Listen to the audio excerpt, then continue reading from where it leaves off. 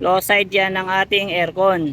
So ayan mga bossing, si Powerless Transporter, bale gawa din yan mga bossing ni Motolite mga bossing. Coding natin ngayon kaya maglilinis tayo ng ating sasakyan mga bossing kasi sobrang kapal na ng alikabok dito sa makina mga bossing. At syempre magdadagdag din tayo ng tubig sa may baterya kasi hindi na yung maintenance spray yung baterya ko mga bossing.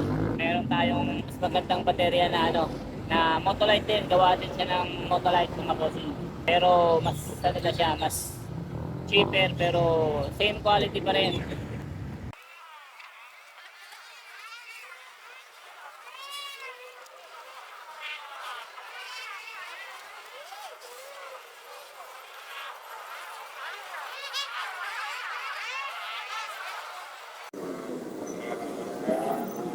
So itong ginagamit ko na battery mga bossing na na hindi na maintenance free.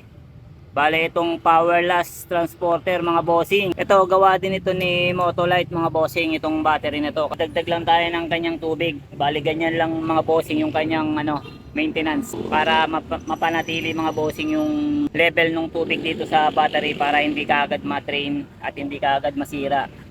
Subukan natin to kung gaano katagal mga bossing. Kasi umabot na rin to sa akin ng 3 buwan mahigit. Pero sa tingin ko hindi ito kaagad-agad na masisira within 6 months. Kaya susubukan natin kung gaano katagal itong itatagal nitong Powerless na battery mga bossing. Siyempre mga bossing, kailangan distilled yung tubig na ilalagay natin diyan.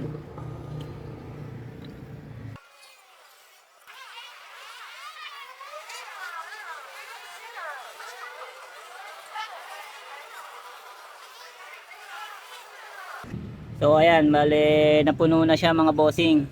Huwag nyo lang papapawin. Bale ang sabi sa akin nung nagbabaterya doon, kailangan yung tubig mga bossing nandito lang sa may level. Diyan, hindi pwedeng umaapaw. Bale sakto lang, ayan puno na mga bossing.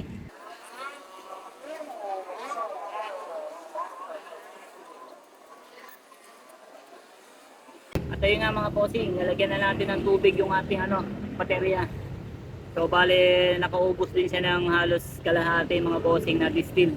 Kailangan yung ilalagay natin tubig mga bossing is distilled water mga bossing. Hindi pwede dyan yung mga yung mga hindi distilled. Kailangan distilled yung ilalagay mga bossing.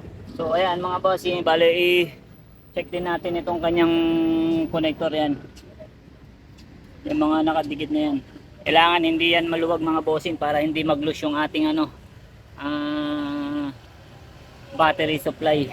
So ayan mga bossing, si Powerless Transporter, bale gawa din yan mga bossing ni Motolite mga bossing. At ito nga mga bossing, yung presyo ng battery na yan, napakamura lang. Sa halagang 2,200 mahigit mga bossing, magkakaroon ka na ng battery na Powerless Transporter mga bossing, at meron siyang 6 months warranty. Dahil nga may discount ako dyan mga bossing, ibinigay na lang sa akin yan mga bossing ng halos 2,000 na lang mga bossing. Diba napakamura?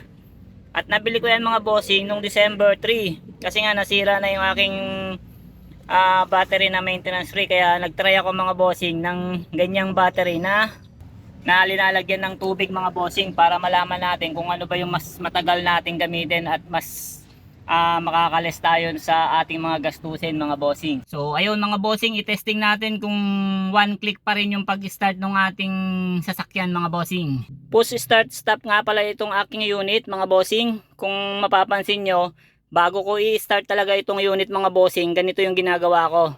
Hindi ko muna tatapakan yung brake mga bossing. Ipinipindot ko muna itong push start button para mag-energize yung kuryente sa kanyang system mga bossing, para umikot muna mga bossing yung kuryente sa sasakyan natin. Bakit ko ba ginagawa yon? Ginagawa ko yung mga bossing kasi dati meron akong na-experience, pag start ko hindi siya nagtuloy mga bossing.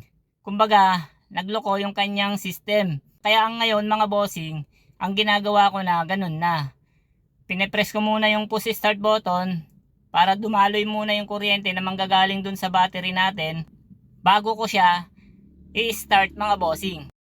At ayun nga mga bossing, Lininis-linisan ko na rin yung makina natin kasi sobrang alikabok. Pati yung low side ng ating tubo sa aircon, pinunasan ko na rin kasi kumapal na yung alikabok doon mga bossing. Kailangan naka-maintain kasi yun na walang alikabok para hindi maapektuhan yung cooling system sa ating air conditioning mga bossing. So ayan mga bossing, bali pinunasan ko na yung makina natin. Medyo luminis na ng konti. Yung low side na sinasabi ko na tubo mga bossing, itong merong sign na to na L. Ibig sabihin yan, itong tubo na to mga bossing, low side yan. Low side yan ng ating aircon. So kung mapapansin nyo, pumuti na, 'di ba mga bossing, hanggang doon sa ilalim. Pumuti na siya. Kasi yan, sobrang kapal nung alikabok kanina mga bossing. Kaya yan, lininis ko na siya. At ito pa mga bossing, ang pinakamahalaga rin sa lahat. Itong pagbabacuum dito sa loob ng sasakyan. Kasi nga, talagang regular ko itong ginagawa para maprotektahan ko yung aircon nitong sasakyan mga bossing. Kasi, alam nyo na, yung alikabok na yan, ihigupin yan ng aircon natin mga bossing.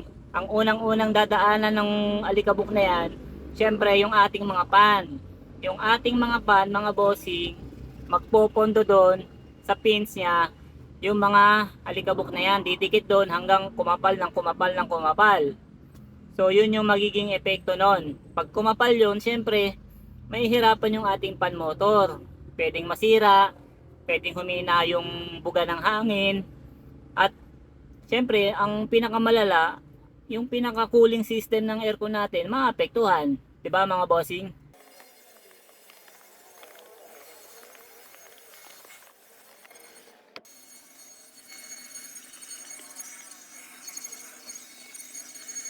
Napakamahal ang magpagawa ng sasakyan ngayon mga bossing. Libo din ang gagastusin mo.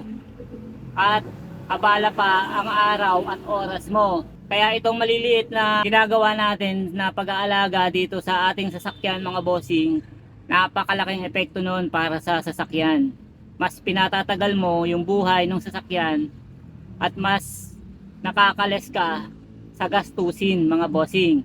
At the same time, yung mga parts niyan hindi basta-basta bibigay mga bossing. Yun yung tatandaan natin.